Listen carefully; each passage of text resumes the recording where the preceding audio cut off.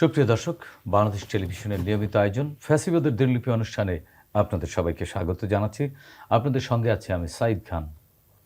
আলোচনার জন্য আমার সঙ্গে আছেন দুজন অতিথি। আমার ডান দিকে আছেন ঢাকা সাংবাদিক ইউনিয়নের সভাপতি শহীদুল ইসলাম। এখানে আমার বাম দিকে আছেন লেখক, অনলাইন অ্যাক্টিভিস্ট হুমায়ুন কবির। শাসকরা যখন জনগণের মৌলিক অধিকার কেড়ে নেয় তখনই ঘটে গণবিপ্লব। 69, 90 এবং 24-এর অভ্যুত্থান তাই বলে। জার্মানির হিটলার, ইতালির মুসোলিনি, জাপানের হিদেকি তোজো, স্পেনের ফ্রান্সিসকো ফ্রাঙ্কো এবং বাংলাদেশের মুজিব ও হাসিনা তার প্রকৃষ্ট উদাহরণ।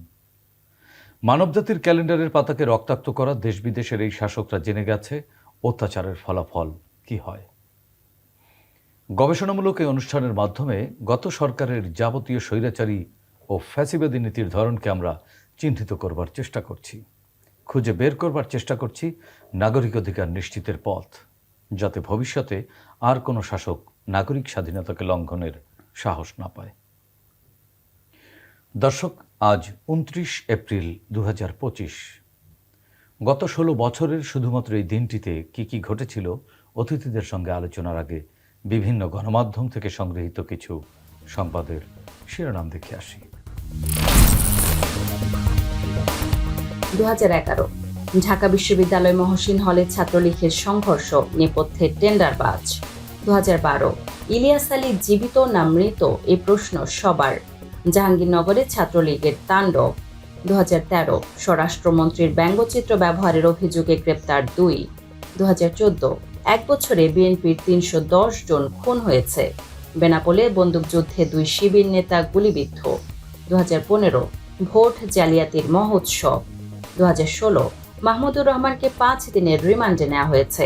2017 ক্ষমতা গেলে টাকা পয়সা নিয়ে পালাতে হবে, ওবায়দুল কাদের। খালেদা জিয়া জঙ্গিবাদের নেত্রী, ছাত্রলীগ সভাপতি। 2018 খালেদা জিয়ার বাঁ হাত শক্ত হয়ে যাচ্ছে, ফখরুল। খালেদা জিয়ার শারীরিক অবস্থার অবনতিতে ঢাকা বিশ্ববিদ্যালয়ের সাদা দলের উদ্বেগ। 2019 পুঁজিবাজার নিয়ন্ত্রণহীন, ব্যাংক খাত নাজুক, ঋণ খেলাপিদের মাফ করে দেওয়া হবে, অর্থমন্ত্রী। 2021 সেতু নির্মাণে দশক পার, ব্যয় বেড়েছে শতকরা 62%। 2022 ফুলবাড়িয়ায় মুজিববর্ষে ভূমিহীনদের দেয়া ঘরে ফাটল। দর্শক, আমরা দেখে নিলাম গত 16 বছর ধরে ফ্যাসিস্ট শেখ হাসিনা সরকার কিভাবে রাষ্ট্রীয় প্রতিষ্ঠানগুলোকে সাধারণ মানুষের মুখোমুখি দাঁড় করিয়েছিল, মানুষের মৌলিক মানবিক অধিকার কেড়ে নিয়েছিল। এসব বিষয় নিয়ে বিশ্লেষণ শুনব অতিথিদের মুখ থেকে। শুরুতেই যাচ্ছি শহীদুল ইসলাম, আপনার কাছ থেকে। আমরা 2011 সালের একটি সংবাদের শিরোনামে দেখছি, ঢাকা বিশ্ববিদ্যালয়ের মহসিন হলে ছাত্রলীগের সংঘর্ষ, টেন্ডারবাজি। দৈনিক প্রথম আলোর খবর ছিল এটি। শিক্ষাঙ্গনে সহিংসতার সংস্কৃতি ছাত্রদের রাজনৈতিক বিকাশে কতটা ক্ষতিকর প্রভাব ফেলেছে বলে আপনি মনে করেন? এই অবস্থার পরিবর্তনে রাজনৈতিক দলগুলোর দায় কতটুকু? শুধু এটি ঢাকা বিশ্ববিদ্যালয়ের ঘটনা ছিল না, সারা দেশের ঘটনাটি ঠিক একই রকম ছিল। আমরা যদি বলি যে ছাত্রলীগের টেন্ডারবাজির ঘটনা, এটি শুধু কি ঢাকা বিশ্ববিদ্যালয়? আমরা তখন পত্রিকার পাতায় দেখতাম, গুণীজনদের কাছে শুনতাম, ঢাকা বিশ্ববিদ্যালয়কে, এটি বলতে আমাদের কষ্ট হয়, লজ্জা হয় যে ঢাকা বিশ্ববিদ্যালয়কে ডাকাতের গ্রাম বলা হতো একটি সময়। ছাত্রলীগের প্রভাব প্রতিপত্তি, তাদের অনৈতিক কর্মকাণ্ড ঢাকা বিশ্ববিদ্যালয়ের মতো প্রাচ্যের অক্সফোর্ডকে একটি ডাকাতের গ্রাম নামে আখ্যায়িত করেছিল তাদের কর্মকাণ্ডের কারণে। তার পাশেই ছিল বাংলাদেশ প্রকৌশল বিশ্ববিদ্যালয়। সেখানে সেই প্রকৌশল বিশ্ববিদ্যালয়কে কসাইখানায় পরিণত করেছিল ছাত্রলীগ। আমরা যদি জাহাঙ্গীরনগর বিশ্ববিদ্যালয়কে ধরি, সেই জাহাঙ্গীরনগর বিশ্ববিদ্যালয়কে বলা হতো ধর্ষণের অভয়ারণ্য। সেখানে ধর্ষণের সেঞ্চুরি পালন করেছিল জসিমউদ্দিন মানিক নামে এক ছাত্রলীগের তৎকালীন বিশ্ববিদ্যালয়ের সাধারণ সম্পাদক ছিলেন তিনি। কেক কেটে উদযাপন করলেন এবং তিনি এই ঘটনা কেক কেটে উদযাপন করলেন। এটি একটি জাতি হিসাবে, একটি জগন্নাথ বিশ্ববিদ্যালয়ের হল স্থানীয় এমপি হাজী সেলিম দখল করে নিয়েছিলেন। আমরা দেখেছি এটি সেটি নাকি তার সম্পদ হিসাবে সে দখল করার চেষ্টা করেছিলেন। তো এই ঘটনাগুলো আমরা দেখেছি। ছাত্রলীগের এই কর্মকাণ্ড দেশের শিক্ষা ব্যবস্থা, দেশের বিশ্ববিদ্যালয়গুলোর যে কালচার, এগুলো ধ্বংস করে দিয়েছিল। তো যার কারণে এদেশে মানুষ, এদেশের অভিভাবকরা তাদের সন্তানদেরকে বিশ্ববিদ্যালয়ে পাঠাতে ভয় পেতেন। ফ্যাসিবাদী গোষ্ঠী এই ছাত্র সমাজকে, ছাত্র সংগঠনকে তাদের ক্ষমতার হাতিয়ার হিসাবে ব্যবহার করবার জন্য ছাত্রত্ব নষ্ট করে দিয়ে তাদের একটি লেজুরে পরিণত করে, তাদের একটি সন্ত্রাসী শক্তি হিসাবে পরিণত করে এই ক্ষমতাকে দীর্ঘস্থায়ী করবার প্রচেষ্টার অংশ হিসাবে এই কাজগুলো করা হতো। কিন্তু ছাত্রদের এইখানে হাতে একটু অস্ত্র আমি তুলে দেওয়া হতো। ইন্টারাপ্ট করতে চাই শহীদ ভাই, বলুন। এই যে ছাত্রদেরকে লাঠিয়াল হিসেবে বানিয়ে তাদের ক্যারিয়ার ধ্বংস করে দেয়া হয়েছে বা তাদেরকে সন্ত্রাসী বানানো হয়েছে, সেই সন্তানদের বাবা মায়েদেরও তো স্বপ্ন ছিল, তারা তো বিশ্ববিদ্যালয়ে তাদের সন্তানটিকে পাঠিয়েছিলেন বিশ্বমানের নাগরিক বানাবেন, বা ওই সন্তানকে ঘিরে তাদের বাবা মায়ের হাজারো স্বপ্ন ছিল। তার মানে এই যে প্ল্যান করে বা যে কোনোভাবে যদি আওয়ামী লীগ এটি করে থাকে, তাহলে এর প্রভাব সমাজের কত স্তর পর্যন্ত গিয়ে পৌঁছেছে? যদি একটু চিন্তা করি তাহলেই তো দেখতে পাই যে এর প্রভাবটি কোথায় গিয়ে পৌঁছেছে। আপনি দেখবেন যে যেই বাবা মা তার সন্তানকে বিশ্ববিদ্যালয়ে একজন সুনাগরিক হিসাবে গড়ে উঠবার জন্য পাঠিয়েছিলেন, সেই বাবা মার চোখের পানি আমরা দেখেছি, তাদের কান্না দেখেছি।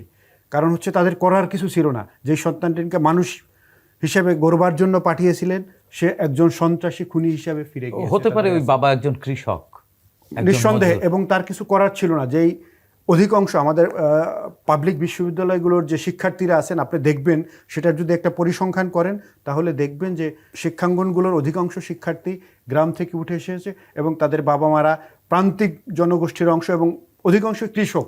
তারা কলেজ লেভেল পার করার পরেই সে সমস্ত বাবা মারা মনে করতেন যে আমার ছেলে একটি রাস্তা পেয়েছে, সে হয়তো ভালো মানুষ হিসাবে জীবনটা বদলাবে। সেখানে গিয়ে সে কোন পরিবেশে মিশছে, সেখানকার পরিবেশটি তার কাছে পরিষ্কার ছিল না। সেই পরিবেশটি নিশ্চিত করবার দায়িত্ব তো ওই অভিভাবকের না, সেটি তো রাষ্ট্রের দায়িত্ব। সেটাই আমি বলতেছি যে সেই পরিবেশটি তাদের কাছে পরিষ্কার ছিল না। তারা মনে করেছিল যে সেখানে যেই রাষ্ট্র, যেই শিক্ষা প্রতিষ্ঠানের শিক্ষকরা রয়েছেন, সেই পরিবেশটি তাদের সুন্দর পরিবেশ দিয়েছেন, তাদের সন্তানদেরকে সুন্দর মানুষ হিসাবে গড়ে তুলবেন। সেই কাজটি কি তারা করেছেন? রাষ্ট্রকে সেই কাজ করেছে? সেটি করতে ব্যর্থ হয়েছে। তাদের নিজেদের স্বার্থ চরিতার্থ করবার জন্য তারা এই কাজগুলো করেছে। এজন্য আমরা অভিভাবকদের চোখের পানি দেখেছি, তাদের কান্না দেখেছি। আর এদেশে সন্তান শিক্ষিত না হয়ে কাউকে কাউকে জেলে পচতে দেখেছি, আবার কাউকে কাউকে দেশ থেকে পালিয়ে যেতে দেখেছি। এই যে আমি যদি বলি যে জসিমউদ্দিন মানিকের কথা যদি বলেন, সে কোথায় আছে এটার খবর আমরা পরে পাইনি, তাকে কোথায় পাঠিয়ে দেয়া হয়েছে। কারণ সে এমন ঘটনা ঘটিয়েছে, এটি এমনভাবে যখন মানুষের সামনে এসেছে সে আর মুখ দেখাবার মতো সাহস করেনি। কারণ সেই সময় কিন্তু মানিকের বাবা মায়েরা কি মুখ দেখাতে পেরেছিল? মানিকের বাবা মা যেমন মুখ দেখাতে পারেনি, আমরা সমাজের একজন নাগরিক হিসাবে, রাষ্ট্রের নাগরিক হিসাবে আমাদেরও তো, আমরাও তো এই বিষয়টিতে বিব্রত। আমাদের সাধারণ মানুষরা, যাদের সন্তানরা, যাদের স্বজনরা বিশ্ববিদ্যালয়ে লেখাপড়া করে, তাদের দিকেও তো সন্দেহের চোখ, সন্দেহের দৃষ্টি। তাহলে যদি এটি রাষ্ট্রের দায়িত্ব হয় এই বিশ্ববিদ্যালয়ের পরিবেশটি ঠিক রাখার, শিক্ষার পরিবেশ ঠিক রাখা, সেই রাষ্ট্র পরিচালনায় যারা দায়িত্ব, তাদের উদাসীনতা, অবহেলা বা সিদ্ধান্তের কারণেই তো এটি হয়েছে, তাহলে তাদেরকে তো এই জাতির কাছে জবাবদিহিতা করা বা এটি নিশ্চিত করা সময়ের দাবি, উচিত কিনা? আপনি একজন চিন্তক শ্রেণীর মানুষ। এই কাজটি যারা করেছে তারা তো বিচারের মুখে পড়ে যাচ্ছে অলরেডি। আপনি দেখবেন যে এই বছরের পর বছর যারা এই অন্যায়গুলো করেছে, যাদের ছত্রছায়ায় অন্যায়গুলো হয়েছে, তাদের পরিণতিটা আজকে দেখেন তো। যে অন্যায়কে মানুষ দীর্ঘদিন পর্যন্ত, অনির্দিষ্টকালের জন্য মানুষ ছেড়ে দেয় না, মানুষ ঘুরে দাঁড়ায়। পালিয়ে গিয়ে কিন্তু পার পেয়ে যাওয়ার একটা সংস্কৃতি বাংলাদেশে আপনার অভিজ্ঞতা আছে? পালিয়ে গিয়ে একজন অপরাধী পার পেয়ে যাবে, তাহলে অন্যান্য অপরাধীরা তো তাই করবে। হ্যাঁ, অপরাধ করে আমরা দেখেছি যে অপরাধীকে পালিয়ে যাওয়ার জন্য আমাদের এই রাষ্ট্র ব্যবস্থার ভিতরে, আমাদের প্রশাসনিক ব্যবস্থার ভিতর থেকে এক শ্রেণীর সুবিধাবাদী লোক তারা এই রাস্তাটি করে দিয়েছে অপরাধীদেরকে পালিয়ে যাওয়ার জন্য। আমি মনে করি যাদেরকে পালিয়ে যাওয়ার সুযোগ দিয়েছে এবং যারা দিয়েছে, এই দুই শ্রেণীকে বিচারের আওতায় আনা উচিত। এই কালচার যদি আমরা চালু করতে না পারি, তাহলে আমাদের যেই সমাজটা পচে গিয়েছে, ধ্বংস হয়ে গিয়েছে, নষ্ট হয়ে গেছে, সেখান থেকে এই সমাজকে উদ্ধার করা কষ্ট হবে। সুতরাং এই কালচারটি পরিবর্তনের জন্য আমার মনে হয় যে এই অপরাধীদেরকে বিচারের আওতায় আনার জন্য, এবং সেটি শুরু করবার জন্য অন্তর্বর্তীকালীন সরকারই কিন্তু রাইট পারসন সেটি শুরু করবার জন্য। আপনার মতামত কি? এখন যেহেতু একটি পরিবেশ তৈরি হয়েছে, এদেরকে শুরু করতে হবে। এরা হয়তো শেষ করতে পারবে না, এটি হয়তো অনেক বছর লেগে যাবে, অনেক বছর। আমরা এই যেটি বলি যে সংস্কার, এরপরে এই বিচার, এটি তো চলমান প্রক্রিয়া, এটি শেষ করা এটি- যাবে না, অনেক বছর লাগবে। কেউই শেষ করতে পারবে না। এটি চলমান প্রক্রিয়া, একটার পর একটা আসবে, সেটি সংস্কার হবে, বিচার হবে, হয়তো এটি 20-50 করতে হবে। বছর লেগে যেতে কিন্তু পারে। এটিকে করতে হবে, শুরু করতে হবে, কাউকে না মানে কাউকে বিড়ালের দায়িত্ব গলায় নিতে হবে। ঘন্টি বাজতেই হবে। দায়িত্ব নিতে হবে কাউকে না কাউকে। আমরা মনে করি এই অন্তর্বর্তীকালীন সরকার এই দায়িত্বটি নেবেন। শুধু এদের না, এদেরকে, এই যে যারা অপরাধী, যাদের কথা বললেন, এদেরকে মানে এই দানবে পরিণত যারা করেছে, যারা সহায়তা করেছে, সবাইকে বিচারের আওতায় আনার জন্য এই সরকারকে একটু উদ্যোগ নিতে জি, হবে। একই বিষয় হুমায়ুন কবির ভাই, আপনি ঢাকা বিশ্ববিদ্যালয়ে পড়েছেন এবং আমরা যতদূর জানি আপনি প্রেসিডেন্ট জিয়াউর রহমানের হিজবুল বাহারের একজন সহযাত্রী ছিলেন। মেধাবী তরুণদেরকে, মেধাবী শিক্ষার্থীদেরকে তিনি হিজবুল বাহারে নিয়ে গিয়েছিলেন। সেই সময়ের বিশ্ববিদ্যালয়ের পরিবেশ এবং আপনারা যে হিজবুল বাহারে যারা গিয়েছে তারা সবাই নানান সেক্টরে অত্যন্ত মেধাবী এবং সফল মানুষরা ছিলেন। তো আজকে আমরা যেহেতু বিশ্ববিদ্যালয়ের শিক্ষার পরিবেশ নিয়ে আলোচনা করেছি, শহীদ ভাইয়ের আলোচনা শুনলেন, আপনি সেই বিশ্ববিদ্যালয়ের শিক্ষার্থী থেকে শুরু করে একজন বাবা, এখন কিন্তু তৃতীয় প্রজন্মের অভিভাবক, সেই জায়গা থেকে আপনি গত 15 থেকে 16 বছরে, অর্থাৎ আওয়ামী জাহিলিয়াত আমলে এমন একটা পাবলিক বিশ্ববিদ্যালয় দেখাতে পারবেন যেখানে একজন ভিসি, একজন প্রক্টর যে ছিলেন, সে দুর্নীতিবাজ না, সে নৈতিক অধঃপতনের শেষ পর্যায়ে যায় নাই। উদাহরণ, আপনারা এখনও টিভিতে আসেন, উনি বড় বড় বক্তৃতা দেন, জানাপা না কি একটা ভোটার করেন সংস্থা আছেন, কলিমুল্লাহ সাহেব। তো সে কত দুর্নীতি করেছে ওখানে রোকেয়া বিশ্ববিদ্যালয়ে। তার মতন লোক বিশ্ববিদ্যালয়ের যদি ভাইস চ্যান্সেলর হয়, আরিফিন সিদ্দিকীর মতন যদি লোক হয়, এবং ওই যে ফারজানা আছে, জাহাঙ্গীরনগর বিশ্ববিদ্যালয়, জাহাঙ্গীরনগর বিশ্ববিদ্যালয়, আনোয়ারের মতন গুন্ডা লোক যদি একটা বিশ্ববিদ্যালয়ের হয়, ভাইস চ্যান্সেলর হয়, তারপরে এই যে চা সাপ সিঙ্গারা, তার মতন লোক যদি এক বিশ্ববিদ্যালয়ের ভাইস চ্যান্সেলর হয় এবং বাংলাদেশ শ্রেষ্ঠ বিশ্ববিদ্যালয়ের ভাইস চ্যান্সেলর হয়, তাদের ছাত্র সংগঠন তারা কী হবে? ওরা তো আসলে ছাত্রলীগ যদি হয় লাঠিয়াল, আর ওরা ছিল, ভাইস চ্যান্সেলররা ছিল, প্রক্টররা ছিল লাঠিয়ালের সর্দার। এবং এভাবেই চলে আসছে গত 15 বছর। আওয়ামী পুরা জাহেলিয়াত টাইমটা, গত 16 বছরে কোথাও একটা ভালো লোকের অ্যাপয়েন্টমেন্ট আপনি বিশ্ববিদ্যালয়ে দেখাতে পারবেন না। লুটপাট কি শুধু ছাত্রলীগ করেছে? এমন কোনো সরকারি অফিস দেখেন যেখানে লুটপাট হয় নাই? তারাও কিন্তু ওই ছাত্রলীগের মতনই একই স্টাইলে করেছে। এবং এটা তৎকালীন গভর্নমেন্ট পরিকল্পিতভাবে করার সুযোগ দিয়েছে, কারণ ওদেরকে যদি 2 নম্বরই কাজ করতে দেয় তাহলে তারা ওইটা নিয়ে ব্যস্ত থাকবে। সরকার বা যারা ক্ষমতায় থাকবে তারা তাদের মতন করে শাসন করতে পারবে, শাসনের নামে শোষণ করতে পারবে, ওই দিকে কারো নজর থাকবে না। কারণ আমি তো নিজে যদি অপরাধী হই, তাহলে আমি অপরাধের আরেকটা অপরাধের প্রতিবাদ কেমন? হুমায়ুন ভাই, আপনি একটি ভালো জায়গা ধরেছেন, সেটি হচ্ছে যে এই যে সরকারের প্রশাসনের যারা বা বিশ্ববিদ্যালয়ের শিক্ষক বা ভাইস চ্যান্সেলররা, এরা আসলে যদি রাজনৈতিক দলের কর্মীর মতো আচরণ করে, এই আচরণ কিন্তু শেখ হাসিনাকে ফ্যাসিস্ট হতে সহযোগিতা করেছে। অবশ্যই। আমরা কিন্তু পরিবর্তিত পরিস্থিতির পর সরকারি আমলা বলেন বা বিশ্ববিদ্যালয়ের ভিসি বলেন বা শিক্ষক বা সমাজে যারা আসলে সমাজকে যারা বদলাতে ভূমিকা রাখে, এখন আওয়ামী লীগ নেই, আওয়ামী ফ্যাসিবাদের বিদায়ের পর ভিন্ন কোনো পদধ্বনি আমরা শুনছি না তো। জগন্নাথ বিশ্ববিদ্যালয়ের তৎকালীন vice chancellor doctor Mizanur Rahman, উনি ওনার ভাইস চ্যান্সেলরশিপ ছেড়ে দিয়ে উনি যুবলীগের চেয়ারম্যান হওয়ার জন্য আবেদন করেছিলেন, উনি ইচ্ছা প্রকাশ করেছিলেন। অর্থাৎ এই যদি হয় একজন শিক্ষকের মানসিকতা, এরা এইসব গুন্ডা দিয়ে, তাহলে ছাত্ররা গুন্ডা হবে না কি হবে? ওরা ধর্ষক হবে না কি হবে? ভাইস চ্যান্সেলর ছিল এরকম দুর্নীতিবাজ ক্রাফটেড, তারা প্রত্যেকটা ছিল ওই যে ধর্ষকদের, ওই যে মানিক যার কথা বললেন, সেই মানিকদেরই অভিভাবক। মানিকের, আপনি বলেছেন যে মানিকের বাবা মা নাই, আমার তো সন্দেহ হয় যে কোনো ছাত্রলীগের বাবা আমার যদি থাইকা থাকে। কারণ আমি যদি একটা অপরাধ করি, আমার সন্তান, আমার স্ত্রী, আমার মা বাবা এরা দেখলে কি ভাববে? সেই ভাবনা যদি আওয়ামী লীগের কারো মধ্যে থাকতো, তাহলে তো এই ধরনের অপরাধ করতে পারতো না, কখনোই করতে পারতো না। তাহলে কি শেখ হাসিনা তাদেরকে, একটা জেনারেশনকে হিপনোটাইজ করে ফেলেছিল? একদম তাই। এবং একটা জেনারেশনকে নষ্ট হতে দিয়েছেন উনি ইচ্ছাকৃতভাবে এটা করেছে, পরিকল্পিতভাবে, সুদূর প্রসারী পরিকল্পনা অনুযায়ী এই ছাত্রদেরকে ধ্বংস করেছে, শিক্ষাকে ধ্বংস করেছে। আপনি মনে করে দেখেন শিক্ষার কি অবস্থা ছিল নাহিদের আমলে, শুধু কোশ্চেন ফাঁস হতো, প্রত্যেক এমন পঞ্চম শ্রেণীর পরীক্ষার প্রশ্ন ফাঁস হতো। এরপরে দীপুমণি আসলো, বদলি বাণিজ্য, এটা সেটা।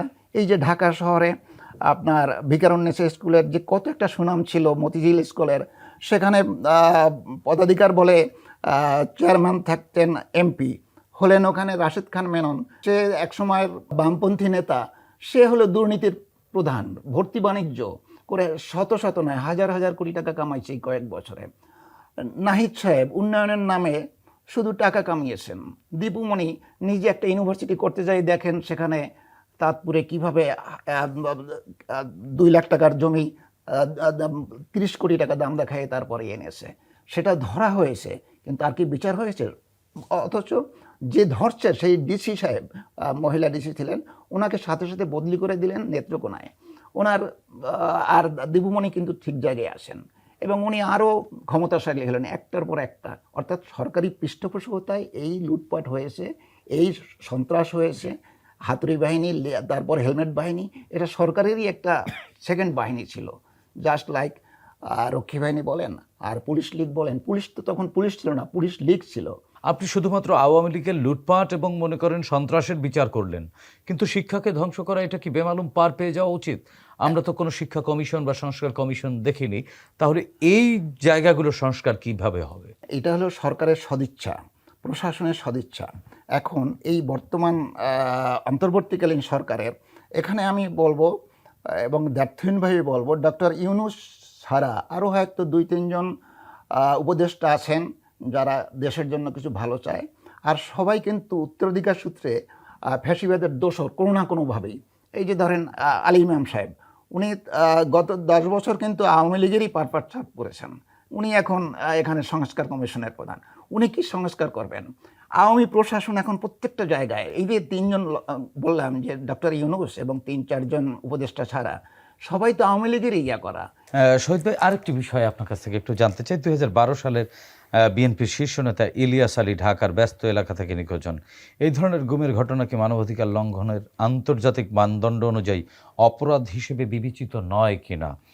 যদি হয় তাহলে কেন ওই সময়ের যারা রাষ্ট্রযন্ত্রে বা প্রশাসনের শীর্ষ পর্যায়ে বসেছিলেন তাদেরকে আমরা বলতে শুনেছি যে পাওনাদারদের ভয়ে পালিয়ে আছেন?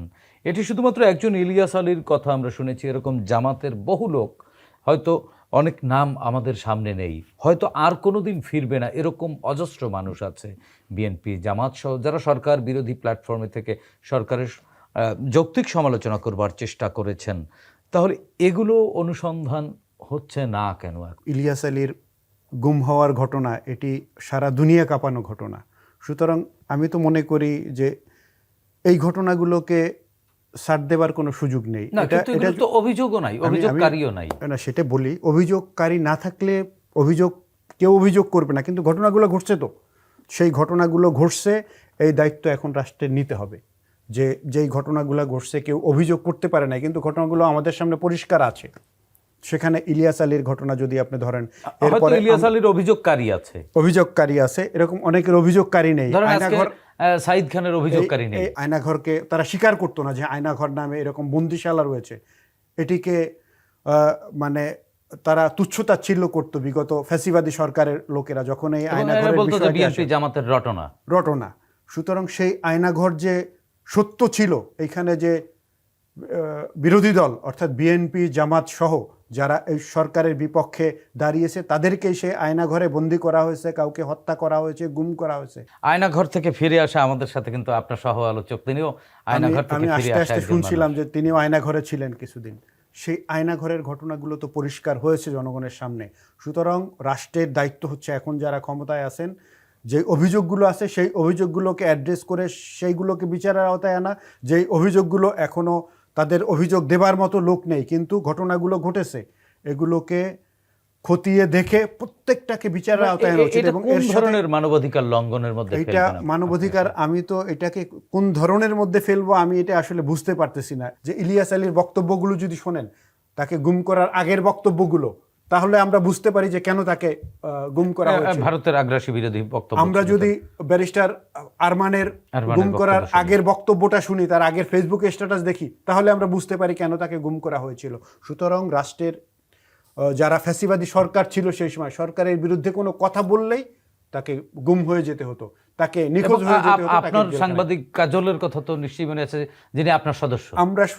আমরা আমার সদস্য সাংবাদিক কাজল, এটা কাজল না, শুধু আমার পাশে যিনি বসে আছেন, যিনি অ্যাঙ্কর, না তিনি তার একটি নিউজের জন্য তিনিও তো না, তাকে arrest করা কাজল হয়েছিল। কিন্তু নিজ দেশে অবৈধ অনুপ্রবেশের মামলায় এখনো হাজিরা দিচ্ছেন। শুধু এইটা না, আমরা তো দেখেছি যে অবৈধ অনুপ্রবেশের মামলায় হাজিরা দিচ্ছেন, এরপরে দেশ থেকে আবার গুম করে পার করে দেওয়ার জন্য আমরা দেখেছিলাম যে ফরহাদ মজাহারের মতো একজন লোককেও সীমান্তে নিয়ে যাওয়া হয়েছিল, সেখানে ভাগ্যক্রমে তিনি ফিরে এসেছেন, বেঁচে এসেছেন। বিগত ফ্যাসিবাদী সরকার তারা মনে করেছিল তাদের যে ফ্যাসিবাদের যে প্রাসাদ গড়ে তুলেছে, সেই প্রাসাদ তারা আজীবনের জন্য সেই প্রাসাদের মধ্যে থাকবেন, আজীবন এই বাংলাদেশের মানুষকে শাসন শোষণ করবেন, এখানে যারা মাথা তুলে দাঁড়াবে সেই শক্তিগুলো তারা নিশ্চিহ্ন করে দেবেন।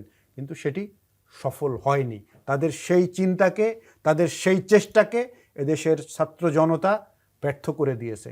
এখন কাজ হচ্ছে যে সেই চিন্তা ব্যর্থ করে দেওয়ার পরে এখন এই যারা ক্ষমতায় আসছেন তাদের কাজ হচ্ছে যতগুলো অন্যায় হয়েছে প্রত্যেকটা অন্যায়কে বিচারের আওতায় আনতে হবে। এটি শুধু বিগত 16 বছর এবং এই জুলাই বিপ্লবের মধ্যে যতগুলো শহীদের ঘটনা ঘটেছে, যতগুলো আহতর ঘটনা ঘটেছে, প্রত্যেকটা বিচারের আওতায় এনে বিগত ফ্যাসিবাদের সরকারের সাথে যারা ছিল, তাদের সহযোগী যারা ছিল, যেখানে যারা ছিল, তাদের প্রত্যেককে যদি বিচারের আওতায় না আনা যায়, এটি দূর করা যাবে না। আমাদের এই বর্তমান সরকারের কাছ থেকে, উপদেষ্টা পরিষদের কাছ থেকে যারা সংস্কার করবেন, এই সংস্কারটি কেন শুরু করেন না দ্রুত? যারা এই কাজগুলো করেছে তাদেরকে আগে বিচারের আওতায় নিয়ে আসেন, তাহলে আমরা বুঝবো এটাই তো সংস্কার। এটাও তো একটা সংস্কার। এই সংস্কারটা না করলে আপনি একটি নির্বাচনের পরিবেশ কিভাবে তৈরি করবেন? যারা এই অন্যায়গুলোর সাথে জড়িত ছিল তারা এখনো যদি শপথে বহাল থাকেন, তাহলে আপনি নির্বিঘ্নে কাজ কিভাবে তাহলে করবেন? সংস্কার কিন্তু বাস্তবায়ন হবে না। সংস্কার, সঠিক সংস্কার, যে সংস্কারের কথা বলতেছি, যে সংস্কার প্রত্যাশা আমরা করছি, সেটি হবে না। সুতরাং জি। সেই সংস্কার করবার জন্য সদিচ্ছার পরিচয় দিতে হবে এবং সেই কাজটি করতে হবে। শুধু কথায় আমরা বিশ্বাস করি না, আমরা কাজে বিশ্বাস করতে কাজ চাই। করতে হবে। হুমায়ুন কবির ভাই, আমরা অনুষ্ঠানের শেষ দিকে আপনাকে দিয়ে শেষ করি। গুম সংস্কৃতি এবং এখনো যারা ফেরেনি যে মানুষগুলো এবং যাদের অভিযোগ করবার কেউ নেই, সেই বিষয়গুলো, আপনি নিজেই একজন ভিকটিম, আপনার কাছে কি মনে হয় এগুলো আসলে কি আদৌ বিচার হবে কখনো? আপনি কি মিনিমাম কোনো আশা রাখেন? বিচার পাবে কিনা সেটা নিয়ে আমি নিজেই শঙ্কিত, নিজেই হতাশ। আমি আজ থেকে 4 মাস 5 মাস আগে গুম কমিশনে অভিযোগ করেছি আমার গুমের, এবং গুম কমিশন অত্যন্ত আন্তরিকতার সাথে এটাকে নিয়েছে। ওনারা বারবার আমাকে আমার জবানবন্দি নিয়েছেন। এরপরে আমি আন্তর্জাতিক অপরাধ ট্রাইব্যুনালে মামলা করেছি। আন্তর্জাতিক অপরাধ তদন্ত কমিশন যেটা আছে পুলিশের, তারাও তদন্ত করেছে, সেটাও 3-4 মাস হয়ে গেছে। এই মোট সব মিলে 6 মাস প্রায় চলতেছে। আজ পর্যন্ত তদন্ত শেষ হয় নাই, চার্জশিট তো দূরের কথা। এই গেল, এখানে যে বিচার হবে সেটার আশা খুবই কম করি আমি। বরঞ্চ আশঙ্কা করতেছি যে আমরা যারা অভিযোগ করেছি তাদের ভবিষ্যতে কি আছে সেটা। কারণ এখন যারা ক্ষমতায় আছে, ওই যে বললাম, ডক্টর ইউনূস ছাড়া 2-3 জন উপদেষ্টা ছাড়া প্রশাসনের সর্বত্র এখনো যারা পুলিশে তদন্ত করতেছে তারাও কিন্তু সেই আমলেই ছিলেন। মানে নতুন সময়ে সেই পুরনো লোকরাই রয়ে গেছে। সেটাই, জাস্ট তারাই করতেছেন। তারা কেন এখনো করতে পারতেছেন না, তদন্ত শেষ করতে পারতেছেন না? ক্ষমতায় বসার 7 মাস পরে গুম আয়নাঘর পরিদর্শনে যায় কেন মাননীয় প্রধান উপদেষ্টা? এখন সে তো যেতে পারেন ইচ্ছা করলেই, তার তো একটা প্রোটোকল আছে, তাকে নিয়ে যেতে হবে, পরিবেশ সৃষ্টি করতে হবে। সেই তাকে নেয় নাই, 7 মাস পরে গেছে। অর্থাৎ আজকে আমি গুম হয়েছি, আজ থেকে প্রায় 7 বছর হতে চলছে, 2018 সালের অক্টোবরে। এখন আমাকে 3 মাস আগে ওরা ভিজিট করে আসছে, দেখাই আসছে, আমি চিহ্নিত করে আসছি যে কোথায় আমাকে রাখা হয়েছিল, কোন গুহার মধ্যে আমাকে রাখা হয়েছিল। এরপর থেকে তারা আর কোনো এটা নিয়ে আগায় নেই, ওই অবস্থা আছে। এখন বিচার যেখানে চার্জশিটই হয় নাই, তদন্ত শেষ হয় নাই, সেখানে বিচারের আশা খুবই দুরাশা। ধন্যবাদ। তারপরও আমি আশা করব যে এই গভর্নমেন্ট একটা ট্রাকে যদি উঠাই দেয়, অন্তত একটা সময় গিয়ে শেষ যেন হবে। পরবর্তী যারাই ক্ষমতা আসুক তারা যেন এই বিচার শেষ করতে বাধ্য হয়, সেই অবস্থা করতে জি, হবে। ধন্যবাদ হুমায়ুন কবির ভাই, ধন্যবাদ শহীদুল ইসলাম ভাই। আপনি যদি বলতে চান 30 সেকেন্ডে ছোট্ট করে একটু বলতে পারেন। শুধু এই যে এই গুমের বিষয়গুলো, আমরা বিগত 15 বছরের ইতিহাস যদি দেখি, ছাত্রলীগ যুবলীগের হামলার ইতিহাস, আপনার যদি আমরা যেই গণমাধ্যমগুলোতে যে পরিসংখ্যানটা আসছে, সেখানে আমার কাছে একটা পরিসংখ্যান রয়েছে একেবারে নাম সহ। সেখানে 1339টি হত্যার ঘটনা ঘটিয়েছে ছাত্রলীগ। আওয়ামী লীগ ছাত্রলীগরা, এবং সেটির স্পেসিফিক প্রমাণ রয়েছে। বিচারের জন্য তো এই প্রমাণটাই যথেষ্ট, যেটা গণমাধ্যমে নিশ্চয়ই আপনারা ঢাকা সাংবাদিক ইউনিয়নের পক্ষ থেকে অবশ্যই প্রকাশ করুন। সেটা আমরা হয়তো সরকার আমলে নেবে। সেটা আমাদের সেই প্রকাশ আমরা শুধু সংবাদ গণমাধ্যম কর্মীদের যে সংখ্যাটি আমরা প্রকাশ করেছি, আর বাকিদের পরিসংখ্যানটাই আমাদের কাছে রয়েছে, যদি প্রয়োজন হয় সেটিও আমরা প্রকাশ করব। ধন্যবাদ। নিশ্চয়ই অন্তর্বর্তীকালীন সরকারের যারা দায়িত্বশীল রয়েছেন তারা এখান থেকে তথ্য উপাত্ত নিয়ে এক ধরনের ন্যায় বিচার প্রতিষ্ঠার পথে অন্তত যাত্রাটা শুরু করবেন, সে প্রত্যাশা আমরা রাখি। ধন্যবাদ শহীদুল ইসলাম ভাই, ধন্যবাদ হুমায়ুন কবির, আপনাদের দুজনকেই। প্রিয় দর্শক, 24-এর ছাত্র জনতার গণ অভ্যুত্থান পৃথিবীর ইতিহাসে নতুন পরিচিত করেছে বাংলাদেশকে। জনগণ শাসকের শোষণ নয়, চায় স্বচ্ছতা ও জবাবদিহিতামূলক রাষ্ট্র ব্যবস্থা, যার মাধ্যমে রাষ্ট্রে তাদের অধিকার নিশ্চিত হবে, প্রজা থেকে হয়ে উঠবে নাগরিক। আসুন নতুন এই বাংলাদেশকে আমরা নাগরিক বান্ধব হিসেবে গড়ে তুলি, সাধ্যমতো ভূমিকা রাখি দেশ ও জাতি গঠনে। দর্শক, দেখা হবে আগামী পর্বে নতুন অতিথির সঙ্গে। ততক্ষণ পর্যন্ত ভালো থাকুন, সুস্থ থাকুন, বাংলাদেশ টেলিভিশনের সঙ্গেই থাকুন। খোদা হাফেজ।